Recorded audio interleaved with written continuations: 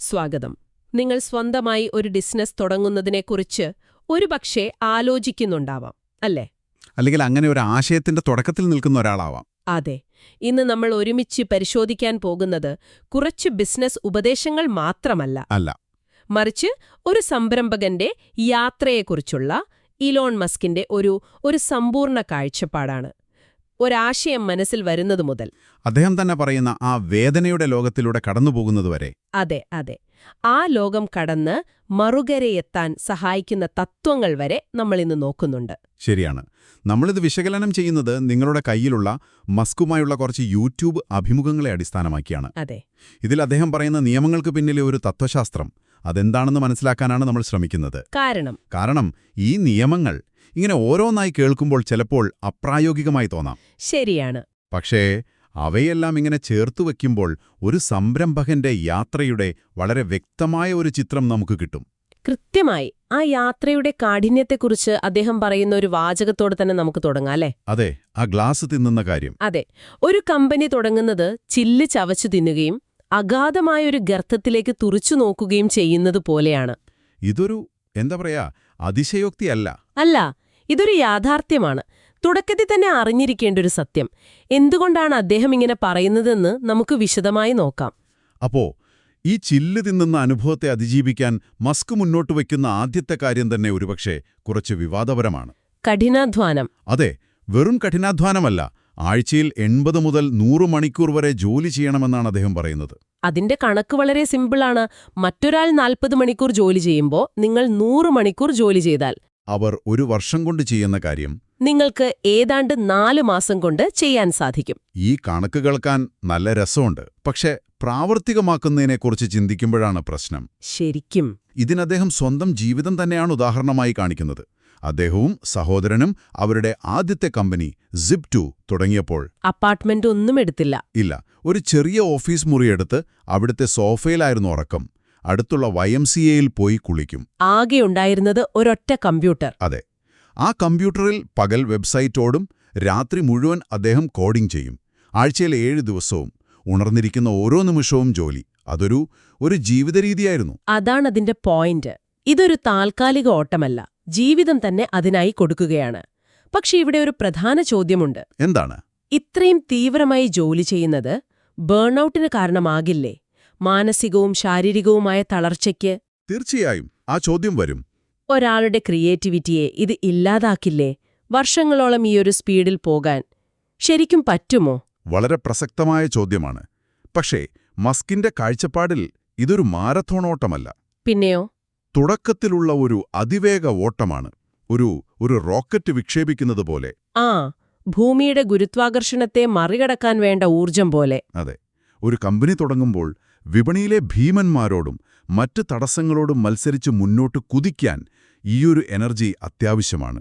ഈ കഠിനമായ ഘട്ടത്തെയാണ് അദ്ദേഹം a whole world of hurt എന്ന് പറയുന്നത്. അതെ, ഒരു ഗ്രാഫ് പോലെ നോക്കിയാൽ തുടക്കത്തിൽ നമ്മുടെ സന്തോഷവും ശുഭാപ്തിവിശ്വാസവുമൊക്കെ ഏറ്റവും മുകളിലായിരിക്കും. പിന്നെ പ്രശ്നങ്ങൾ വരുമ്പോൾ ആ ഗ്രാഫ് താഴേക്ക് വരും. കൂപ്പുകുത്തും, ഒരുപാട് താഴെ വരെ.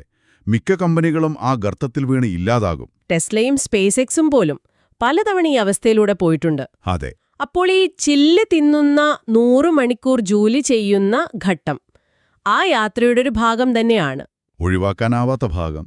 അതിനെ അതിജീവിക്കാൻ ഉയർന്ന വേദന സഹിക്കാനുള്ള കഴിവ്, ഒരു ഹൈ പെയിൻ ത്രെഷോൾഡ്, അത് കൂടിയേ തീരൂ. അത് ഈ കളിയുടെ ഒരു എൻട്രി ടിക്കറ്റ് പോലെയാണ്. അതെ, ആ ടിക്കറ്റ് കയ്യിലുണ്ടെങ്കിൽ മാത്രമേ അടുത്ത ഘട്ടത്തെക്കുറിച്ച് ചിന്തിച്ചിട്ട് കാര്യമുള്ളൂ. തീർച്ചയായും. ശരി, അപ്പൊ നിങ്ങൾ ഈ അവിശ്വസനീയമായ വില കൊടുക്കാൻ തയ്യാറായി എന്ന് വെക്കാം. ചില്ല് തിന്നാനും 100 മണിക്കൂർ ജോലി ചെയ്യാനും തയ്യാറാണ്. അതെ, പക്ഷേ ആ കഠിനാധ്വാനം മുഴുവൻ വെറുതെ ഒരു ശരാശരി ഉൽപ്പന്നത്തിനു വേണ്ടിയാണെങ്കിൽ എന്ത് പ്രയോജനം? ഒരു കാര്യവുമില്ല. അവിടെയാണ് മസ്കിന്റെ തത്വശാസ്ത്രത്തിലെ അടുത്ത നിർണായകമായ ഭാഗം വരുന്നത്. നിങ്ങൾ എന്ത് നിർമ്മിക്കുന്നു എന്നുള്ളത്. കൃത്യമായി. ഇതെല്ലാം ശരിക്കും പറഞ്ഞാൽ പരസ്പരം ബന്ധപ്പെട്ട് കിടക്കുകയാണ്. അത്രയും വലിയ ത്യാഗം സഹിക്കാനുള്ള മനസ്സ് വരുന്നത് നമ്മൾ വിപ്ലവകരമായ എന്തോ ഒന്നാണ് ഉണ്ടാക്കുന്നത് എന്ന ബോധ്യത്തിൽ നിന്നാണ്. അതെ, വെറും 10% മാത്രം മെച്ചപ്പെട്ട ഒരു സാധനത്തിനു വേണ്ടി ആരും ഗ്ലാസ് തിന്നാൻ പോകില്ല. അതുകൊണ്ടാണ് മസ്ക് പറയുന്നത്, നിങ്ങളുടെ ഉൽപ്പന്നം വെറും ഒരു നല്ല ഉൽപ്പന്നമായാൽ പോരാ. അത് ശരിക്കും മികച്ചത്, റിയലി ഗ്രേറ്റ് ആയിരിക്കണം. നിലവിലുള്ള എതിരാളികളുടെ ഉൽപ്പന്നത്തെക്കാൾ ഒരുപാട് മടങ്ങ് മികച്ചതായിരിക്കണം. പക്ഷേ ഒരുപാട് മികച്ചതെന്ന് പറഞ്ഞാൽ അതെത്രയാണ്? അതിനൊരു കണക്കുണ്ടോ? അതൊരു നല്ല ചോദ്യമാണ്. കാരണം കുറഞ്ഞ വിഭവങ്ങളുള്ള ഒരു ചെറിയ സ്റ്റാർട്ടപ്പിന് വിപണിയിലുള്ള ഭീമന്മാരെക്കാൾ വലിയൊരു കുതിച്ചുചാട്ടം നടത്തുന്നത് അസാധ്യമല്ലേ? ശരിയാണ്. ഈ ഉപദേശം ടെസ്ല, സ്പേസ് എക്സ് പോലുള്ള വലിയ പ്രോജക്റ്റുകൾക്ക് മാത്രമേ പറ്റൂ. ഒരു ചെറിയ ആപ്പ് ഉണ്ടാക്കുന്ന ആൾക്ക് ഇത് ബാധകമാണോ? ഇതിന്റെ തത്വം അത് സാർവത്രികമാണ്. പക്ഷെ അതിന്റെ തോത് ഓരോ വ്യവസായത്തിനുമനുസരിച്ച് മാറും. ഓക്കെ. നിങ്ങൾ ഉപഭോക്താവിന്റെ ഭാഗത്ത് നിന്നൊന്ന് ചിന്തിച്ചു നോക്കൂ. ശ്രീ, അവർ വർഷങ്ങളായി വിശ്വസിച്ചുപയോഗിക്കുന്ന ഒരു ഉൽപ്പന്നം ഉപേക്ഷിച്ച് കേട്ടുകേൾവിയില്ലാത്ത നിങ്ങളുടെ പുതിയ ഉൽപ്പന്നം വാങ്ങണമെങ്കിൽ അതിന് വളരെ ശക്തമായൊരു കാരണം വേണം. അതെ, ചെറിയൊരു മെച്ചത്തിനു വേണ്ടി ആരും ആ റിസ്ക് എടുക്കില്ല.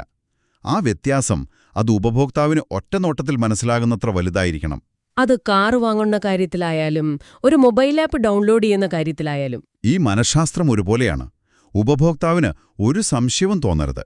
ഇത് തന്നെയാണ് എനിക്ക് വേണ്ടതെന്ന് അവർക്ക് ബോധ്യപ്പെടണം. ശരി. അപ്പോൾ അങ്ങനെയൊരു വിപ്ലവകരമായ ഉൽപ്പന്നം അത് നിർമ്മിക്കാൻ നിങ്ങൾക്കൊറ്റയ്ക്ക് സാധിക്കില്ലല്ലോ. ഒരിക്കലുമില്ല. അതിന് മികച്ചൊരു ടീമു വേണം. മസ്ക് എപ്പോഴും പറയുന്നൊരു കാര്യമാണത്. ഒരു കമ്പനിയുടെ ഏറ്റവും വലിയ മുതൽമുടക്ക് അതിലെ ആളുകളാണ്. തീർച്ചയായും. അദ്ദേഹം വളരെ ലളിതമായി പറയുന്നുണ്ട്, ഒരു കമ്പനി എന്നത് ഒരു ഉൽപ്പന്നമോ സേവനമോ ഉണ്ടാക്കാൻ വേണ്ടി ഒരുമിച്ചുകൂടിയ ഒരു കൂട്ടം ആളുകൾ മാത്രമാണ്. വളരെ അടിസ്ഥാനപരമായ ഒരു ആശയമാണത്. അതെ, ആ കൂട്ടം എത്രത്തോളം കഴിവുള്ളവരും കഠിനാധ്വാനികളും ഒരേ ലക്ഷ്യത്തിൽ ശ്രദ്ധിക്കുന്നവരുമാണോ എന്നതിനെ ആശ്രയിച്ചിരിക്കും വിജയം. അതുകൊണ്ട് ഒന്നുകിൽ നിങ്ങൾ ബഹുമാനിക്കുന്ന ഒരു നല്ല ടീമിന്റെ ഭാഗമാവുക, അല്ലെങ്കിൽ സ്വന്തമായി ഒരു കമ്പനി തുടങ്ങുമ്പോൾ ഏറ്റവും മികച്ച ആളുകളെ ആകർഷിക്കാൻ സാധ്യമായതെല്ലാം ചെയ്യുക. ഈ അടുത്ത ആശയം എനിക്ക് വളരെ കൗതുകകരമായി തോന്നുന്നു. ഏതാണ്? കാരണം ഇന്ന് മിക്ക കമ്പനികളും പ്രവർത്തിക്കുന്നതിന് നേരെ തിരിച്ചാണിത്. ബഹളങ്ങളെക്കാൾ സിഗ്നലിൽ ശ്രദ്ധിക്കുക. Focus on signal over noise. ആ. പരസ്യത്തിനായി ₹1 പോലും ചെലവഴിക്കരുത് എന്ന ആശയം അതൊരു തരം ഭ്രാന്തായി തോന്നാം. പലർക്കും അങ്ങനെ തോന്നും. പക്ഷേ മസ്കിന്റെ ലോജിക് വളരെ വ്യക്തമാണ്. ടെസ്ലയുടെ ഉദാഹരണം തന്നെ നോക്കാം. അതെ, അവർ പരസ്യത്തിനായി പണം ചെലവഴിച്ചിട്ടേയില്ല. പകരം ആ പണമെല്ലാം ഗവേഷണത്തിനും, അതായത് R&Dക്കും നിർമ്മാണത്തിനും ഡിസൈനിനും വേണ്ടിയാണ് ഉപയോഗിച്ചത്. ലക്ഷ്യം ഒന്നു മാത്രം: കാർ കഴിയുന്നത്ര മികച്ചതാക്കുക. അതെ, ഇവിടെ സിഗ്നൽ എന്നത് ഉൽപ്പന്നത്തിന്റെ ഗുണമേന്മയാണ്.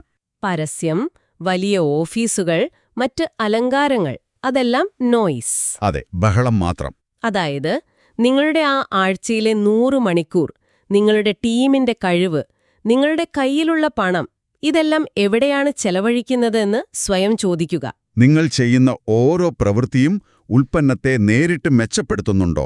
ഇല്ലെങ്കിൽ ആ പ്രവൃത്തികൾ നിർത്തുക. കാരണം മികച്ച ഒരു ഉൽപ്പന്നം അത് സ്വയം സംസാരിക്കും. ആളുകൾ അതിനെക്കുറിച്ച് മറ്റുള്ളവരോട് പറയും. അതാണ് ഏറ്റവും നല്ല മാർക്കറ്റിംഗ്. അതെ, ആ സിഗ്നലിൽ മാത്രം ശ്രദ്ധ കേന്ദ്രീകരിക്കുക. ഉപഭോക്താക്കൾക്ക് വേണ്ടത് മികച്ചൊരു ഉൽപ്പന്നമാണ്, അല്ലാതെ നിങ്ങളുടെ പരസ്യമല്ല. അപ്പോൾ നമുക്ക് കഠിനാധ്വാനം ചെയ്യാനുള്ള മനസ്സുണ്ട്, വിപ്ലവകരമായ ഒരു ഉൽപ്പന്നമുണ്ട്, മികച്ച ഒരു ടീമുമുണ്ട്. പക്ഷേ ഇത്രയൊക്കെ ഉണ്ടായിട്ടും നമ്മൾ പോകുന്നത് ശരിയായ ദിശയിലാണെന്ന് എങ്ങനെ ഉറപ്പാക്കും? അതൊരു പ്രധാന ചോദ്യമാണ്. അപ്പലോടിപ്പലൊഴിയ. പക്ഷേ ശരിയായ വഴി കാണിക്കുന്നൊരു വടക്കുനോക്കിയന്ത്രം വേണ്ടേ? വേണം. അവിടെയാണ് മസ്കിന്റെ ചിന്താരീതികൾ പ്രസക്തമാകുന്നത്. ശരിയാണ്. അതിലാദ്യത്തേത് നിരന്തരമായി വിമർശനങ്ങൾ തേടുക എന്നതാണ്. നന്നായി ആലോചിച്ച് പറയുന്നൊരു വിമർശനം സ്വർണത്തോളം വിലയുള്ളതാണെന്നാണ് അദ്ദേഹം പറയുന്നത്. അതെ, കാരണം നമ്മളൊരു ആശയവുമായി പ്രണയത്തിലാകുമ്പോൾ അതിന്റെ കുറവുകൾ കാണാൻ നമുക്ക് കഴിയില്ല. ആ സമയത്ത് പുറത്തുനിന്നുള്ളൊരു കാഴ്ചപ്പാട് അത്യാവശ്യമാണ്, പ്രത്യേകിച്ച് സുഹൃത്തുക്കളിൽ നിന്ന്, അല്ലേ? അതെ, കാരണം സാധാരണയായി നമ്മുടെ സുഹൃത്തുക്കൾ നമ്മളെ വിഷമിപ്പിക്കണ്ട എന്ന് കരുതി സത്യം പറയില്ല. കൊള്ളാം, നല്ല ഐഡിയ എന്നൊക്കെ പറഞ്ഞ് പ്രോത്സാഹിപ്പിക്കുകയുള്ളൂ. അതെ, സുഹൃത്തുക്കളെ കാര്യത്തിൽ അത് വളരെ ശരിയാണ്. അവർക്ക് നമ്മുടെ വികാരങ്ങളെ വ്രണപ്പെടുത്താൻ ആഗ്രഹമില്ല. അതുകൊണ്ട് അവരോട് കഠിനമായി വിമർശിക്കാൻ നമ്മൾ പ്രത്യേകം ആവശ്യപ്പെടണം. എന്റെ ഈ ആശയത്തിലെ ഏറ്റവും വലിയ 3 കുഴപ്പങ്ങൾ എന്തൊക്കെയാണെന്ന് പറയാമോ? അതെ, അവർ പറയുന്നത് എപ്പോഴും ശരിയാകണമെന്നില്ല, പക്ഷേ അത് ശ്രദ്ധയോടെ കേൾക്കണം. സംരംഭകൻ എന്ന നിലയിൽ നിങ്ങൾ എപ്പോഴും തെറ്റാകാൻ സാധ്യതയുണ്ടെന്നും നിങ്ങളുടെ ലക്ഷ്യം കൂടുതൽ ശരിയാവുക എന്നതിലുപരി കുറച്ചു മാത്രം തെറ്റാവുക, ടു ബി ലെസ് റോങ് എന്നതാണെന്നും കരുതണം. ആ മനോഭാവം അത് വളരെ പ്രധാനമാണ്. നമ്മൾ എപ്പോഴും ശരിയാണെന്ന് കരുതിയാൽ പിന്നെ മെച്ചപ്പെടാനുള്ള സാധ്യത അടഞ്ഞു. അതെ. എന്നാൽ മറ്റുള്ളവർ ചെയ്യുന്നതുകൊണ്ട് മാത്രം ഒരു കാര്യം ചെയ്യാതിരിക്കുക എന്നതും അത്ര തന്നെ പ്രധാനമാണ്. ട്രെൻഡുകൾക്ക് പിന്നാലെ പോകരുത്. അതെ. ഇതിനായി ഫസ്റ്റ് പ്രിൻസിപ്പിൾസ് രീതിയിൽ ചിന്തിക്കാനാണ് അദ്ദേഹം ഉപദേശിക്കുന്നത്. ഇത് കേൾക്കുമ്പോൾ അല്പം സങ്കീർണമായി തോന്നാം. ഇതിനെ നമുക്ക് ലളിതമായി മനസ്സിലാക്കാൻ ശ്രമിക്കാം. ഓക്കെ. നിങ്ങൾക്കൊരു സാൻഡ്വിച്ച് ഉണ്ടാക്കണമെന്നിരിക്കട്ടെ. മറ്റുള്ളവരുണ്ടാക്കിയ സാൻഡ്വിച്ചുകൾ നോക്കി അതിൽ ചെറിയ മാറ്റങ്ങൾ വരുത്തുന്നത് അനുകരണത്തിലൂടെയുള്ള ചിന്തയാണ്. എന്നാൽ ഫസ്റ്റ് പ്രിൻസിപ്പിൾസ് രീതിയിൽ ചിന്തിക്കുമ്പോൾ നിങ്ങൾ ചോദിക്കും, എന്താണൊരു സാൻഡ്വിച്ചിന്റെ ഏറ്റവും അടിസ്ഥാനപരമായ രൂപം? കുറച്ച് ബ്രെഡും ഒരു ഫില്ലിങ്ങും. ബ്രെഡ് തന്നെ ആകണമെന്നുണ്ടോ? ഫില്ലിംഗ് ഖരരൂപത്തിൽ തന്നെ വേണോ? ഇങ്ങനെ ഓരോന്നിനെയും അതിന്റെ ഏറ്റവും അടിസ്ഥാനപരമായ സത്യങ്ങളിലേക്ക് വിഘടിപ്പിച്ച് അവിടെ നിന്ന് പുതുതായി ചിന്തിച്ചു തുടങ്ങുന്നതിനെയാണ് ഫസ്റ്റ് പ്രിൻസിപ്പിൾസ് എന്ന് പറയുന്നത്. അതായത് എല്ലാവരും ഇങ്ങനെയാണ് ചെയ്യുന്നത്, അതുകൊണ്ട് ഞാനും ഇങ്ങനെ ചെയ്യുന്നു എന്ന ചിന്തയ്ക്ക് പകരം ഇതിന്റെ അടിസ്ഥാനം എന്താണ്, അവിടെ നിന്ന് എനിക്ക് എന്ത് പുതിയ വഴി കണ്ടെത്താനാകും എന്ന് ചിന്തിക്കുക. അതെ. ശരിക്കും സ്പേസ് എക്സിന്റെയും ടെസ്ലയുടെയും തുടക്കം ഈ ചിന്തയിൽ നിന്നായിരുന്നു. ഉദാഹരണത്തിന്, ഒരു റോക്കറ്റ് നിർമ്മിക്കാൻ എത്ര ചെലവ് വരും? വിപണിയിലുള്ള റോക്കറ്റുകളുടെ വില നോക്കുന്നതിനു പകരം ഒരു റോക്കറ്റ് ഉണ്ടാക്കാൻ ആവശ്യമായ അസംസ്കൃത വസ്തുക്കൾ, അലൂമിനിയം, ടൈറ്റാനിയം, കോപ്പർ, ഇവയുടെ വില എത്രയാണെന്ന് അദ്ദേഹം കണക്കുകൂട്ടി. അപ്പോൾ മനസ്സിലായി, നിലവിലുള്ള വിലയുടെ 2% ചിലവിൽ ഒരു റോക്കറ്റ് നിർമ്മിക്കാൻ സാധിക്കുമെന്ന്. ഇതൊരുപാട് പരിശ്രമം ആവശ്യമുള്ള ഒരു ചിന്താരീതിയാണ്. അതെ. പക്ഷെ പുതിയ എന്തെങ്കിലും കണ്ടുപിടിക്കാൻ ശ്രമിക്കുമ്പോൾ ഇതാണ് ഏറ്റവും ശക്തമായ മാർഗം. ഈ യാത്രയുടെ തത്വങ്ങളെക്കുറിച്ചെല്ലാം നമ്മൾ സംസാരിച്ചു. ഇനി സംരംഭകന്റെ വ്യക്തിപരമായ ചില തീരുമാനങ്ങളെക്കുറിച്ചുകൂടി സംസാരിക്കാം. ചെയ്യുന്ന ജോലിയെ ഇഷ്ടപ്പെടണം, ചെറുപ്പത്തിൽ തന്നെ റിസ്ക് എടുക്കണം, അങ്ങനെയുള്ള കാര്യങ്ങൾ. അതെ. ജീവിതം വളരെ ചെറുതാണെന്നും ചെയ്യുന്ന ജോലിയെ ഇഷ്ടപ്പെട്ടില്ലെങ്കിൽ അതിൽ വിജയിക്കാൻ കഴിയില്ലെന്നും അദ്ദേഹം വിശ്വസിക്കുന്നു. കാരണം നിങ്ങൾക്കിഷ്ടമുള്ള കാര്യമാണെങ്കിൽ ജോലി ചെയ്യാത്ത സമയത്തും നിങ്ങളുടെ മനസ്സതിനെക്കുറിച്ച് ചിന്തിച്ചുകൊണ്ടിരിക്കും. നിങ്ങൾ ഉറങ്ങുമ്പോഴും. അതെ, നിങ്ങളുടെ ഉപബോധ മനസ്സ് ആ പ്രശ്നത്തിന് പരിഹാരം കണ്ടെത്താൻ ശ്രമിച്ചുകൊണ്ടിരിക്കും. നിങ്ങൾക്കത് ഇഷ്ടമല്ലെങ്കിൽ അത് സംഭവിക്കില്ല. ആ ഒരു അഭിനിവേശമാണ് ആഴ്ചയിൽ 100 മണിക്കൂർ ജോലി ചെയ്യാൻ നമ്മളെ പ്രേരിപ്പിക്കുന്നത്. തീർച്ചയായും. റിസ്ക് എടുക്കുന്നതിനെക്കുറിച്ചുള്ള അദ്ദേഹത്തിന്റെ കാഴ്ചപ്പാടും രസകരമാണ്. പ്രായം കൂടുന്തോറും നമ്മുടെ ഉത്തരവാദിത്തങ്ങൾ കൂടും. അതെ. അതുകൊണ്ട് റിസ്ക് എടുക്കാൻ പറ്റിയ ഏറ്റവും നല്ല സമയം ചെറുപ്പമാണ്. തീർച്ചയായും. നിങ്ങൾക്ക് കുട്ടികളോ മറ്റാശ്രിതരോ ഇല്ലാത്തപ്പോൾ നിങ്ങൾ എടുക്കുന്നൊരു റിസ്കിന്റെ പ്രത്യാഘാതം നിങ്ങൾ മാത്രം അനുഭവിച്ചാൽ മതി. ഒരു സംരംഭം പരാജയപ്പെട്ടാൽ ഒരു സോഫയിൽ കിടന്നുറങ്ങി വീണ്ടും ഒന്നിൽ നിന്ന് തുടങ്ങാം. അതെ. എന്നാൽ ഒരു കുടുംബമുണ്ടാകുമ്പോൾ നിങ്ങളെടുക്കുന്ന റിസ്കുകൾ നിങ്ങളെ മാത്രമല്ല നിങ്ങളുടെ പ്രിയപ്പെട്ടവരെയും ബാധിക്കും. അതുകൊണ്ട് ധൈര്യമായി എന്തെങ്കിലും ചെയ്യാനുള്ള ഏറ്റവും നല്ല സമയം ഇപ്പോഴാണ്. പിന്നീട് അതിൽ ഖേദിക്കേണ്ടി വരില്ല. ഇതെല്ലാം കേൾക്കുമ്പോഴൊരു വലിയ ചോദ്യം എന്റെ മനസ്സിൽ വരുന്നുണ്ട്. എന്താണത്? സംരംഭകർ നേരിടുന്ന ഏറ്റവും വലിയ വെല്ലുവിളിയാണിത്. സ്വന്തം ആദർശങ്ങളിൽ ഉറച്ചു വിശ്വസിക്കുന്നതും യാഥാർത്ഥ്യമല്ലാത്തൊരു സ്വപ്നത്തിന് പിന്നാലെ പോകുന്നതും തമ്മിലുള്ള വ്യത്യാസം അതെങ്ങനെ തിരിച്ചറിയും?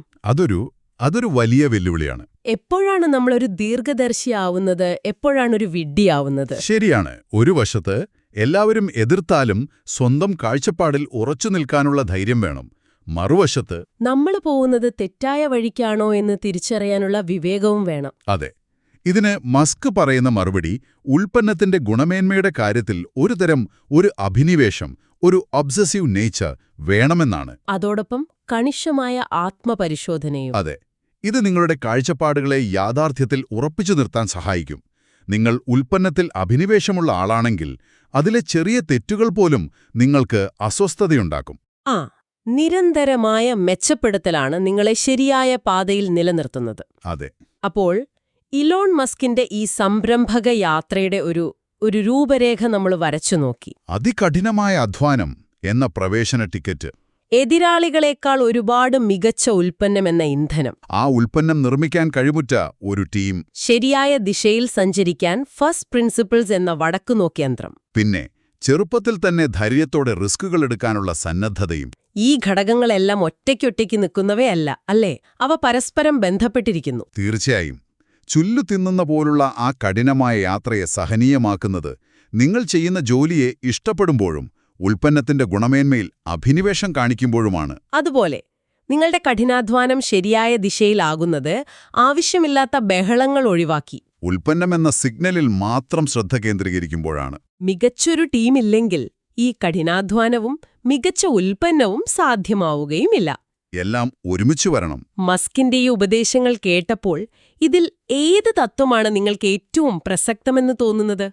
ഒരുപക്ഷേ നിങ്ങളുടെ സ്വന്തം ആശയത്തിന്റെ പശ്ചാത്തലത്തിൽ ചിന്തിക്കുമ്പോൾ ഏറ്റവും വെല്ലുവിളി നിറഞ്ഞത് ഏതായിരിക്കും? ഈ ആശയങ്ങളെല്ലാം ഒരുമിച്ച് ചേരുമ്പോഴാണ് ഒരു സംരംഭം വെറും ഒരു സ്വപ്നം എന്നതിലുപരി ഒരു യാഥാർത്ഥ്യമായി മാറുന്നത്.